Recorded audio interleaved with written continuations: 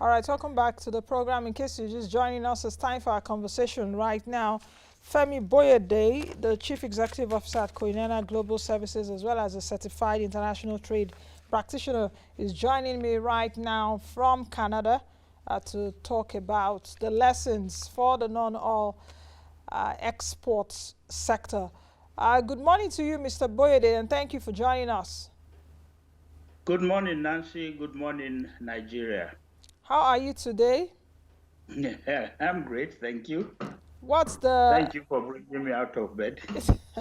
I know how many hours we are ahead with about 5 hours or 6 or so. Yes. It's Okay, just 6:20 here now. okay. Just before we go into non-oil exports trade sector, can you speak to me about perhaps the situation of the control of COVID-19 in Canada? What is happening there? Because I know there are a lot of Nigerians, there are many Nigerians in Canada. Well, from day one, um, well, I hope you're not asking me to make comparisons. No, I'm just no. giving you a statement of a situation report. There have been a lot of protocols put in place here. The same way we have the Canada's version of lockdown, of restricted movement, of essential businesses that are allowed to operate, and other businesses that you have to have some kind of restricted protocols in place. But generally, in terms of the spread and curtailment of the disease, we get um, a national briefing at 1 p.m. every day. And so everybody is alert and aware of what is going on. Um, I follow, and I'm aware that the curve has not only been flattened, it's actually going down now. And thank God, it looks as if humanity finally has been able to, or is on the verge of being able to subdue the COVID disease. That's the impression that I get out here. I like that you said that the impression you get out there. Because earlier on I did say New Zealand is coronavirus free now. Some other countries are also trying to battle against the pandemic so Yes. that it will be something of the past. But let's move into our discussion. Non-oil sector. Where should I begin? Let me begin this way to say that perhaps we look at what they call the resource costs, which is the paradox of plenty, which refers to the paradox that countries that have an abundance in minerals and, natural resources, fossil fuel, like we have in Nigeria, tend to have less economic growth, less democracy. I'm not going to go into that democracy aspect. Then worse development outcomes. Do you think that coronavirus pandemic has, driven the message home for us that there should be a reset? Should we Well, do Nancy, factory setting? before you go to the factory and before I go to COVID, I need to take you up on the erroneous belief that countries that have natural resources or that are resource endowed usually miss it.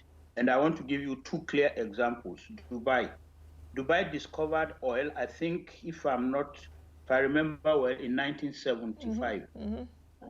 Dubai discovered oil. And as soon as it discovered oil, they decided to keep it as a reserve.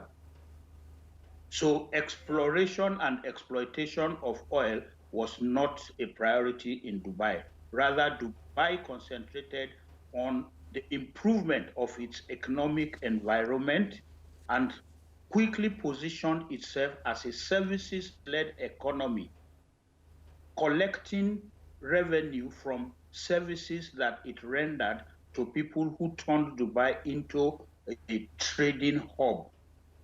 Today, Dubai is talking about manufacturing. Multinationals across the world are locating in Dubai and making Dubai, in addition to being a services hub, now a production center also. So the second country I want to use to again debunk that assumption is Qatar.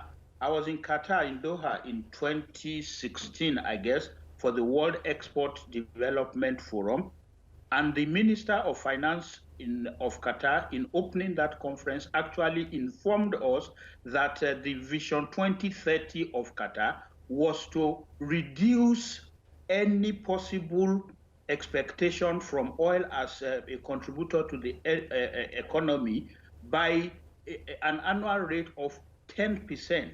So as far as they're concerned, they're operating as if there is no oil in Qatar. And so I do not believe that it is the presence of natural resources that forces countries into this. I think it is the mismanagement of available mineral or natural resources. So our problem is not the availability or the endowment. The problem is actually the fact that the availability and endowment have seemed to deaden our creative thinking process as a nation. I'm sorry, this might sound as very hard words, but that's the way I'm feeling right now. So in answer to your question, COVID-19 is the second answer, the second time that God is answering my prayers. And I think I prayed it on your program a few years ago, that God should take oil away from Nigeria. So COVID has come now to reinforce the fact that we just have no option than to begin to think alternative to crude oil. I like that you talked about Dubai and Qatar. And I did read, is it My Vision, by the leader of, that's his book, My Vision, the leader of Dubai, some years ago. Yes. And if I can recall, that emirate struck oil in 1969. And there's been this, talk about, can we copy, since Dubai to Qatar, Oman, all those emirates, including Saudi Arabia, those are countries rich in oil. If we can at least copy and paste their model, or even if we copy, we Nigerianize a bit of their model in terms of economic diversification. We're seeing what Saudi Arabia is doing now. They have a strategy 20 to 30 because of this COVID now is going to be a bit derailed, but they're concentrating on that to take away the economy away from oil. Where am I going to? Since you talked about Dubai, Dubai is a global aviation hub. It has, distinguished itself as a place whereby you come, you spend your money. Because I remember one of the leaders then did say, what is good for the merchants is good for Dubai. So that brings me to the question, apart from crude oil, what else that is non-oil that is good for Nigeria? Just like the leader said, Al Maktoum, many years ago, what is good for the merchants is good for Dubai. Apart from crude oil, what else is good for Nigeria? Nigeria is good for Nigeria, apart from crude oil. The entire land space called Nigeria is an abundant, let me use that word again, landmass of resources. The human capital that Nigeria has can be transformed in 90 days, can be harnessed to begin to become a massive export for Nigeria. But before I get into that, why I said the entire landmass of Nigeria is a potential is the fact that, especially at this time of COVID, Nigeria can immediately become an industrial outpost. That's the immediate opportunity of COVID-19. Every country in the world now is striving for self-sufficiency, not only in food, but in medical well-being equipment. We saw how scarce it was. Even right here in Canada, there was a time And even up till now, there are a few commodities that when you enter the superstore, you are limited to the quantity you can pick.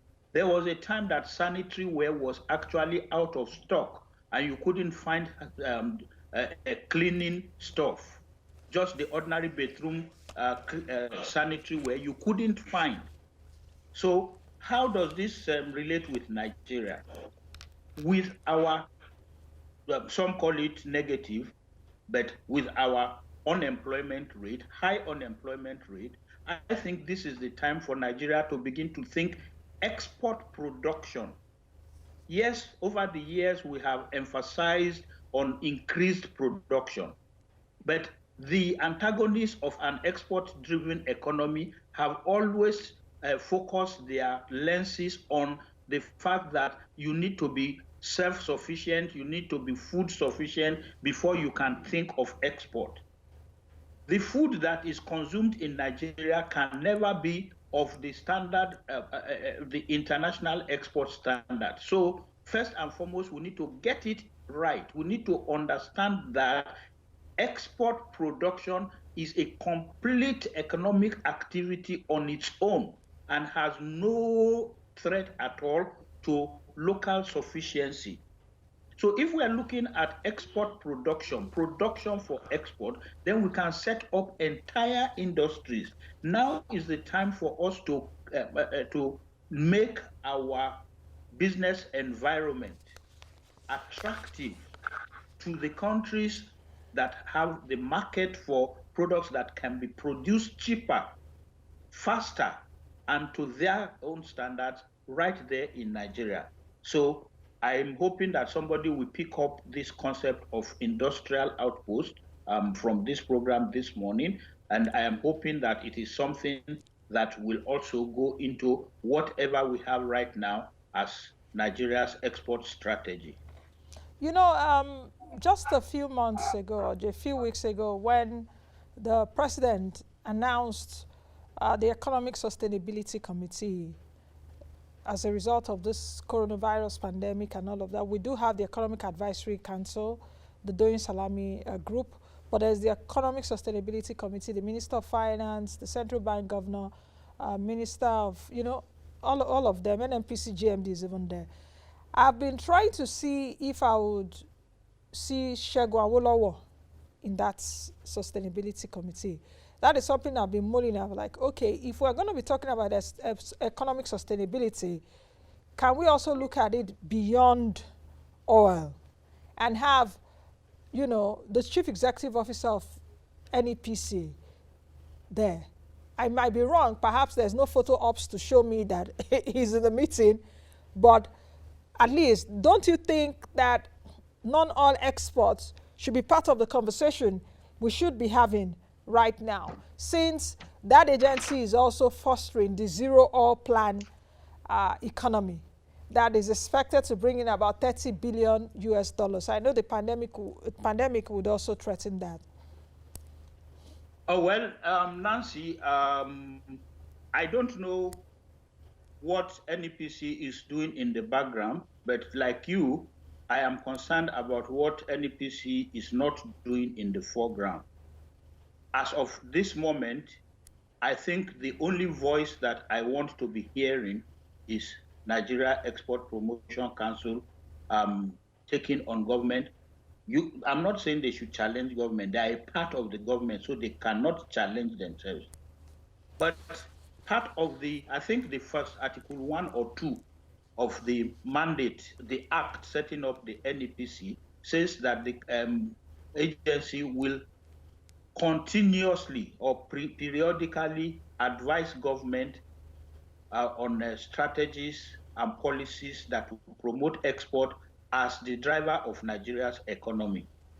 I'm sorry to say I'm not seeing much of that happening, especially during the COVID.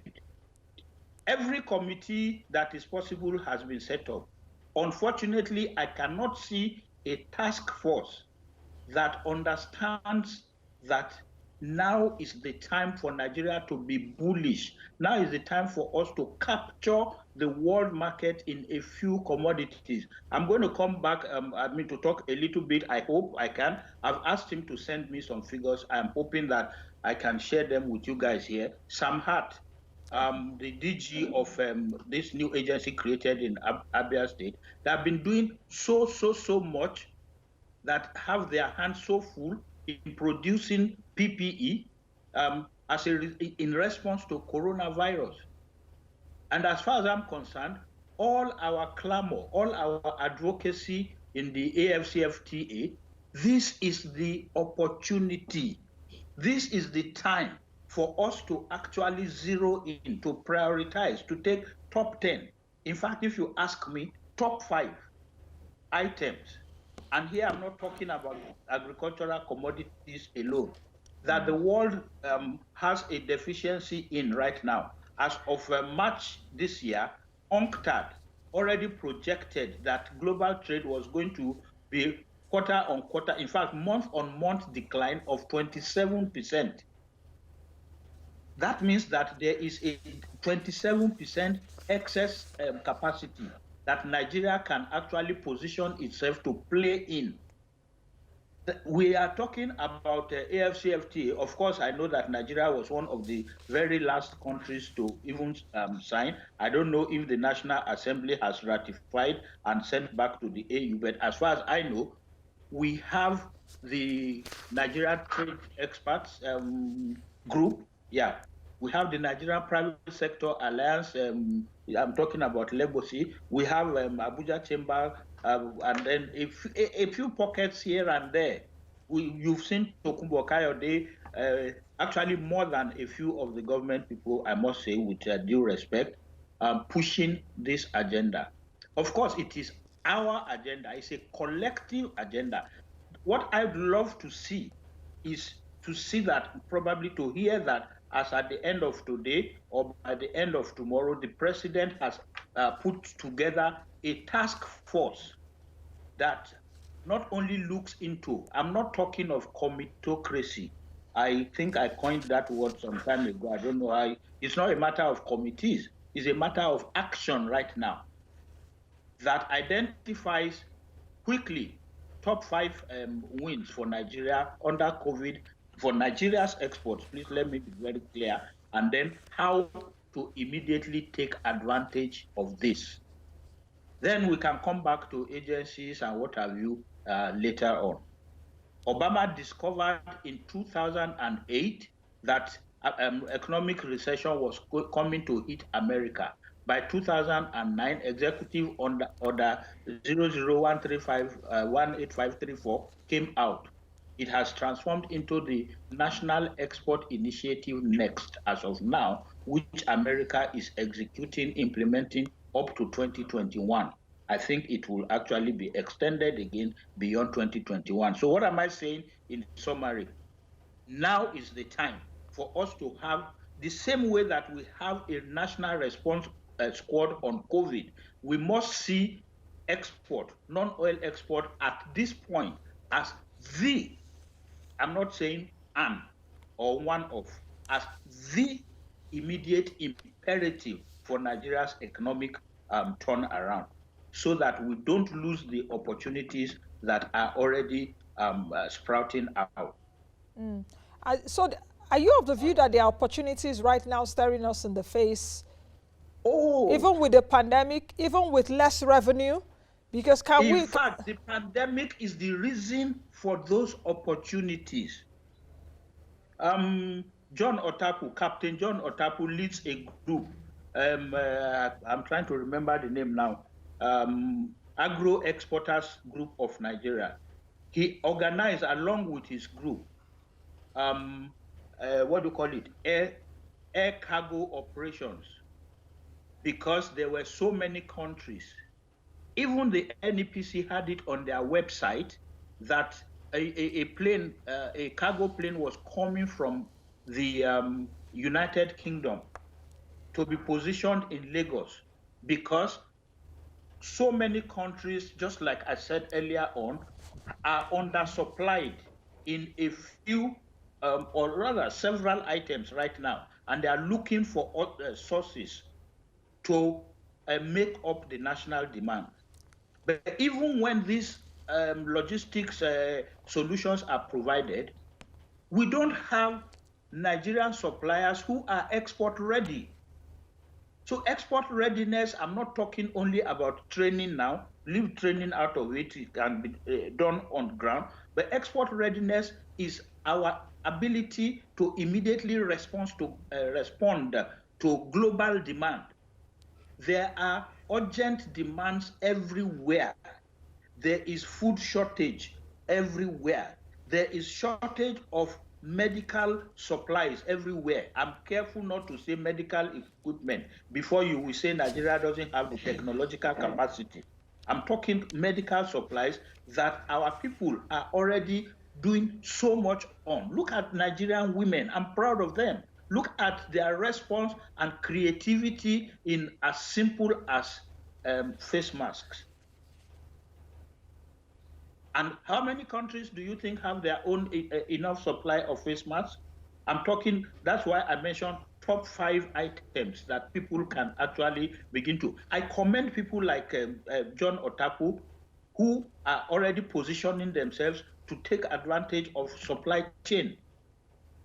The global economy is complaining that there's a disruption, a massive disruption in global supply chain. Globalization has now become more real than it ever was.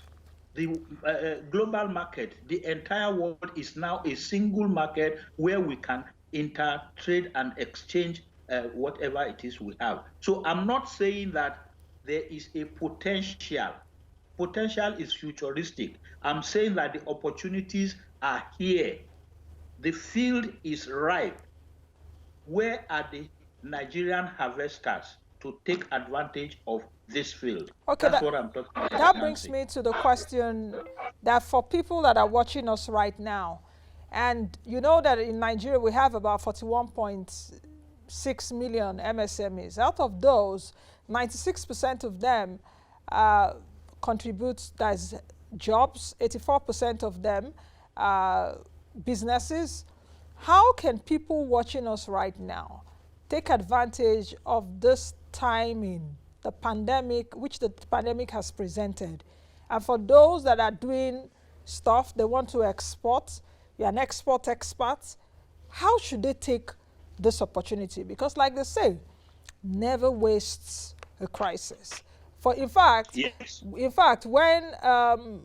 we put it online that we were going to have the show and all of that, someone actually sent us a message, and let me read it quickly. In fact, the person did say that I should ask. Where's the message? Let me try and get it. Okay, to remind me of the Beniseed exportation requirements. So you can see that Nigerians are interested. You know, I've been to a few programs. I think I was in Lagos in March, where you and your group, DFID, put together a program. I was particularly so pleased when I saw a lot of things outside being presented, made by Nigerians. When you take a look at it, it meets the standard. So why can't we take advantage of that? So for people that are watching the show now, at least let them take it away. For small businesses, can they really export? And what are the requirements? What do they do? Oh, so let me immediately bring up a critical issue in export. Export is different from I have one Bedford lorry load that I want to go and supply to Spa or to ShopRite. Export, for it to make sense, is in volumes. I always use Walmart as an example. In the GTA alone, where I live, I think we must have about 3,000 to 3,500 different Walmart stores. So imagine a Nigerian exporter or an export request for chili pepper. You will have to make a consignment. One shipment must be able to supply 3,500 stores, Walmart alone. Let's take Carrefour in France. I think they must have over 10,000 Carrefour outlets in France. Selfridges and what have you in the UK, Carrefour in Germany, and so on and so forth.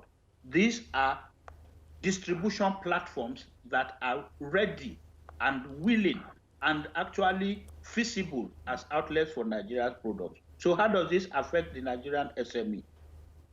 There needs to be a concerted approach in such a way that we can aggregate, we can have a group of SMEs in Nigeria whose individual production capacities may not even be enough to secure an export contract, but whose collective effort can actually satisfy a massive import demand. And that's where NPNEN comes in. The launching you attended in Lagos on the 6th of March.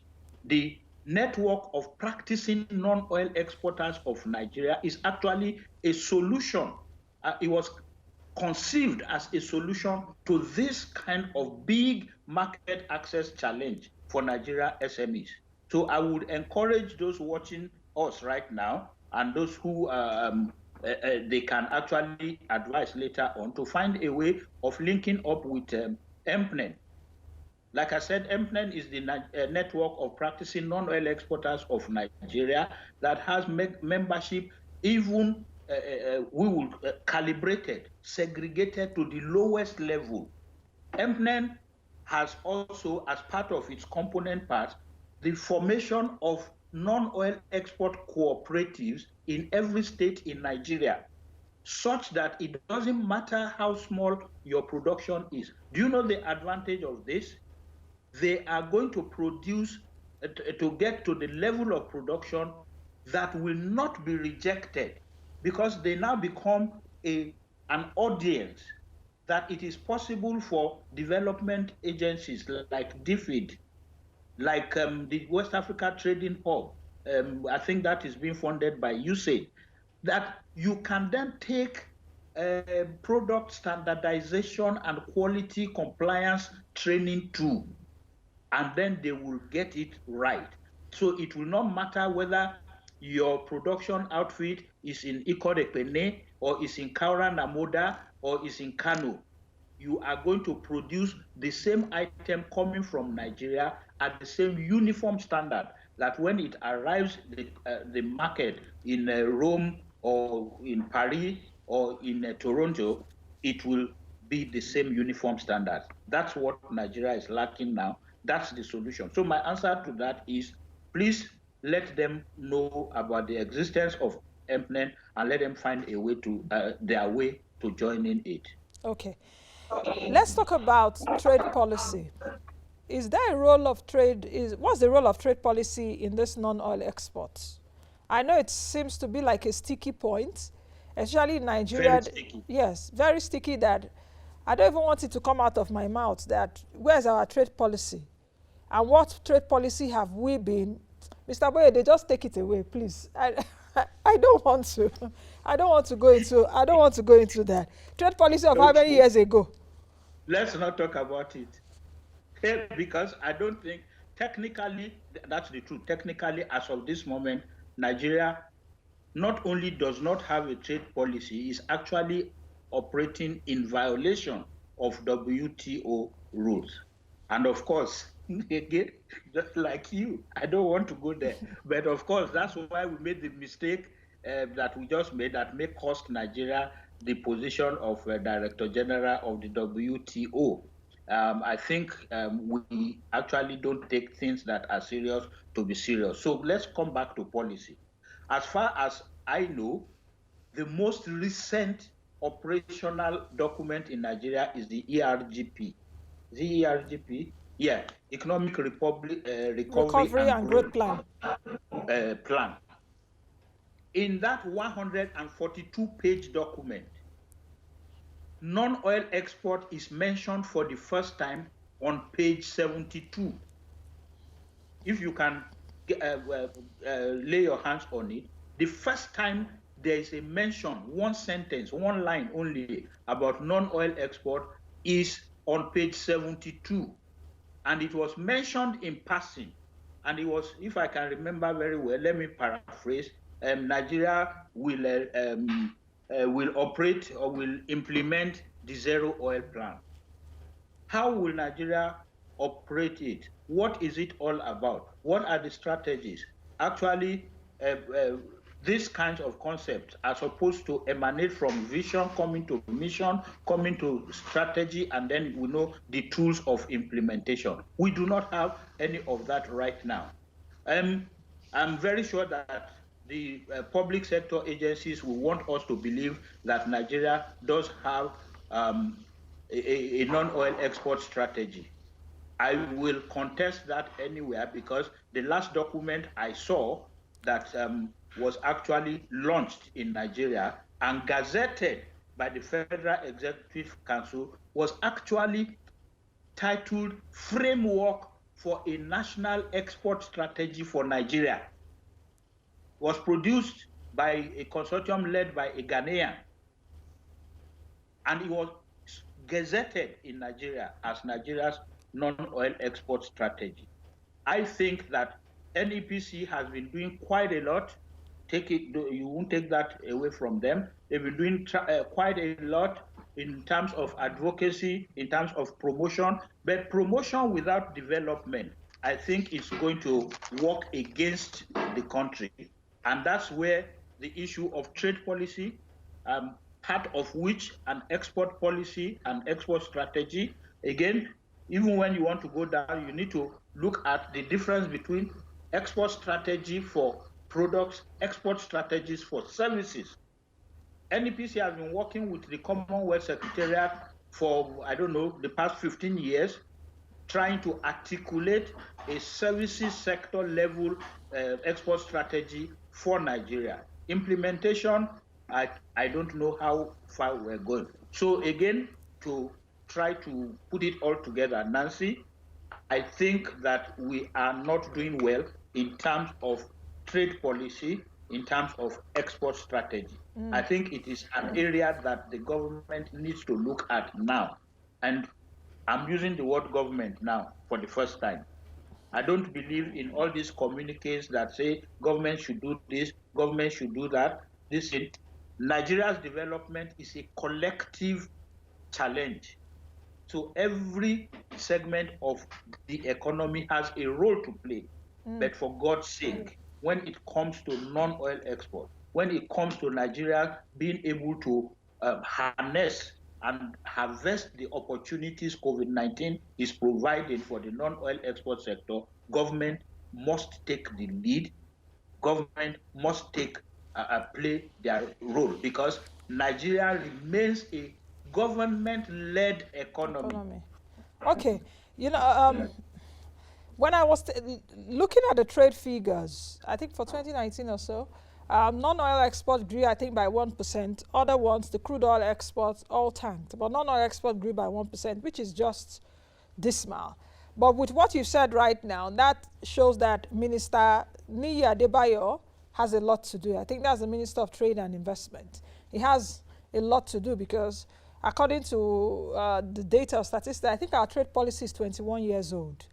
And the trade policy should be reviewed, I think, every 4 years, isn't it? Every 5 years. Every 5 years. So just like we should rebase our economy, I think, every 5 years. But that's a different issue. We can't rebase in a pandemic.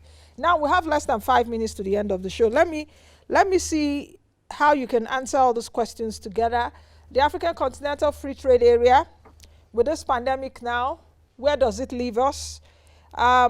What apart from crude oil, what are the things that Nigeria can harness, commodities that we can harness quickly? During my analysis, I did speak about cocoa earlier on. I think cocoa is the leading agricultural export here in Nigeria. So what other commodities can we harness coming from non-oil exports? The other question also is not just about agriculture. Technology, we are a growing technology hub, a growing services industry. Of course, services contribute 52% of the economy. So just speak about all this. I wish I can do the show again, because there's so much. I think I need to do stuff on non-oil. So my team, just take note of that for me. We'll continue this show again. But just in less than 4 minutes, answer all of this. Okay, Nancy, I mentioned industrial outpost. So if we make the environment conducive, attractive to position Nigeria as an industrial outpost, I've given you several examples of distribution platforms and superstore outlets in a few countries. So if there was an investor into that concept of making Nigeria an industrial outpost, of course, one of the things that investor is going to have to do first and foremost is to bring in its own technology and equipment, right? So it's not a burden on the Nigerian government. I am not saying Nigerian government should procure machinery and equipment. Whoever is coming to invest in Nigeria's non-oil export sector has, as part of his plan, the technology and the know-how. So he will bring that in.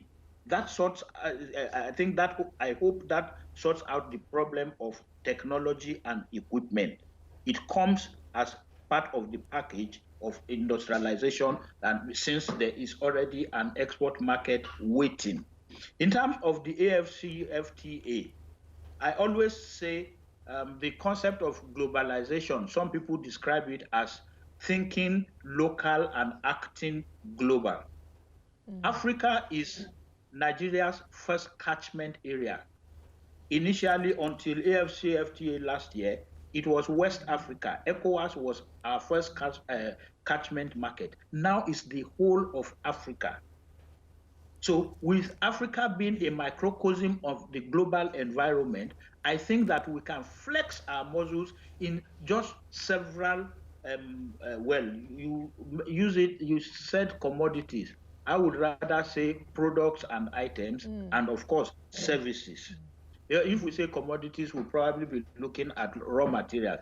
I am not, and I will never be a proponent of exporting our agricultural raw materials in their raw forms. So I am not a commodities advocate.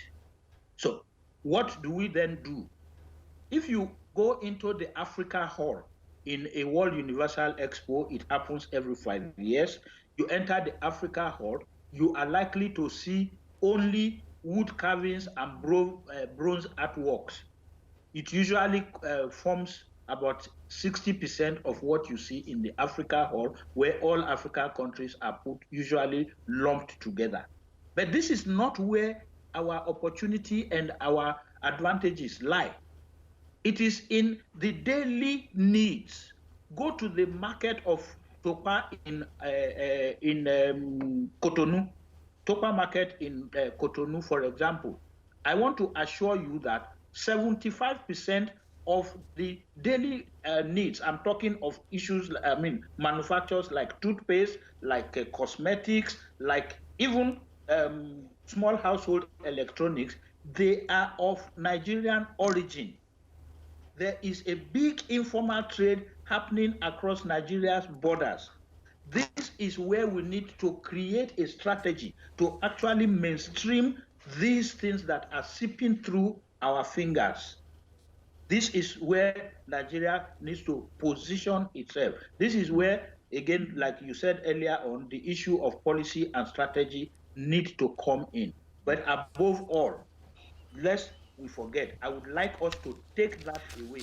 When Obama was trying to set up the Obama Export Initiative, which Trump is still operating till now, and I think that the next American government is still going to continue to implement, it was not a one-agency approach.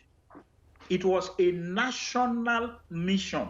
So Nigeria must see non-oil export as a national imperative right now. And Nigeria must look for the best hands. This one, I'm saying, it has nothing to do with persons or personalities. No, we are not indicting or condemning. Is to look for every agency, trade support institution that has one role or the other, that is relevant to trade, must come under one umbrella. It must be serious enough for us to have at least the vice president of Nigeria, whose responsibility, by the way, I understand, is the nation's economy, sitting on top of this national task force on non-oil exports. It should happen yesterday. I really don't know. I wish we could continue this show, especially on non-oil export. But I'm promising our viewers that I'm going to continue because this pandemic has presented an opportunity for us that we should not waste. Just like you said, it's not just about commodities, it's now about products and services. I always analyze it here every day on the program. I don't want to see us exporting cocoa in its raw form, and we import chocolates, and we go to supermarkets and buy chocolates for our children. Those chocolates are made where? Those are the things we are talking about. There's a value chain that can create jobs. That is the kind of conversation that we should be having right now in the country. And just like you said, I hope that government is listening. I hope so. The vice president is the one chairing the Economic Sustainability Committee. Some of the solutions or some of the perspectives you brought up this morning, let's continue to follow that conversation. Mr. Boyede, thank you. Just before I go to the news studio, before the caster is ready, let's just take a few comments. Mr. Boyede, are you still there? Okwi says, please. Okay. Okay, can he spell the body he was talking about for Nigeria Export? I think he was talking about NPEN, so check it out. I can see Sam had. N what?